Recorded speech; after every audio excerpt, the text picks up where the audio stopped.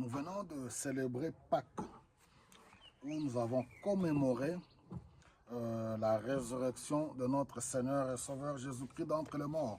Nous voyons dans Ésaïe 53, il est écrit au verset 5, « Mais lui, il était blessé à cause de nos transgressions, brisé à cause de nos fautes, la punition qui donne la paix est tombée sur lui.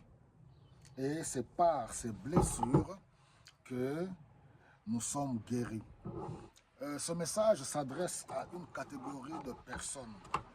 Si vous n'êtes pas concerné, c'est pas grave. Ici, j'ai eu à cœur de m'adresser aux personnes qui, durant leur parcours, et là, ils n'ont connu que blessures, rejet, trahison, culpabilité, solitude. Vous savez, les familles dans lesquelles nous sommes sortis, j'ai déjà parlé à maintes reprises sur les histoires et les problèmes des familles. Nos familles gardent, oui, des secrets. Il y a des secrets des familles. Alors, il y a certaines personnes qui ont été des victimes, qui ont subi beaucoup de choses durant leur parcours, soit dans leur propre famille, chez les parents, papa, maman, frères et sœurs, d'autres chez les membres de la famille, oncles, tantes, cousines, et que sais-je encore. Alors, j'aimerais bien m'adresser à toutes ces personnes. Quand je prends l'exemple du roi David, nous voyons sa fille qui a été abusée par son demi-frère Absalom. Vous vous rappelez, j'en ai déjà parlé. Absalom qui a abusé de sa sœur Tamar. Vous allez voir que les Écritures ne nous parlent pas de la situation de la sœur. Alors, on ne sait pas dans quel état elle s'est retrouvée, qu'est-ce qu'elle a connu comme destruction sur le plan psychologique, et beaucoup de personnes grandissent comme ça. Alors, je vais vous donner quelques versets bibliques qui vont aider plusieurs d'entre vous si vous vous retrouvez dans de telles situations. Le Seigneur Jésus-Christ, par son œuvre à la croix, pour nous qui croyons, il a porté nos fautes, nos péchés. Par sa résurrection, il a vaincu la mort, il nous accorde la vie éternelle. Mais il s'occupe aussi de notre vie physique. Regardez le psaume 34 qui nous dit, au verset 18, « L'Éternel est près de ceux qui ont le cœur brisé et sauve ceux qui ont l'esprit abattu. » Votre cœur est brisé. Vous avez un esprit abattu par les situations de la vie, une vie très difficile, compliquée, où vous ne trouvez pas d'issue, vous pouvez faire appel au Seigneur. C'est ça, en fait, la bonne nouvelle. L'Esprit du Seigneur m'a oint pour libérer les captifs, pour annoncer la bonne nouvelle aux pauvres, pour envoyer libres les opprimés.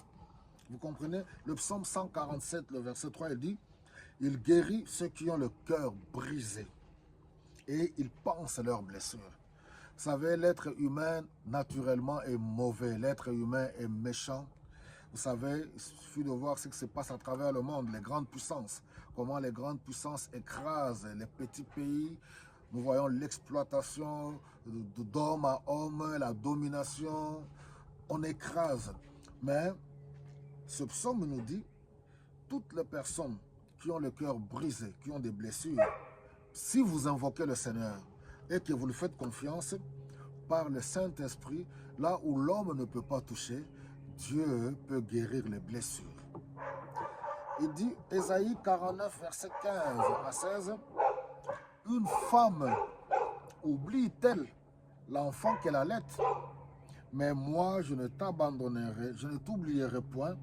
Voici, je t'ai gravé dans mes mains. » Et le psaume 27 qui s'apparente à celui-là, le verset 10, il dit, « Car mon père et ma mère m'abandonnent, mais l'Éternel ne m'abandonnera pas, il me recueillera. » Vous imaginez, il y a des personnes qui ont connu le rejet dans la famille. Leur propre père ou leur propre mère qui les ont abandonnés. Pour plusieurs raisons, je n'entre pas dans le détail pour condamner X ou Y. Mais toutes ces personnes, j'aimerais vous garantir, ne vous renfermez pas dans la drogue, ne vous renfermez pas dans l'alcoolisme, ne vous renfermez pas dans le tabagisme. Ces choses n'apportent pas la guérison. Ne vous renfermez pas dans la rébellion, dans la délinquance. Je m'adresse aux jeunes.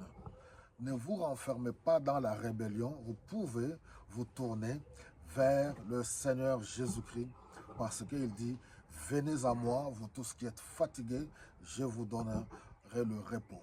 Nous continuerons dans la deuxième partie. Que Dieu vous bénisse abondamment.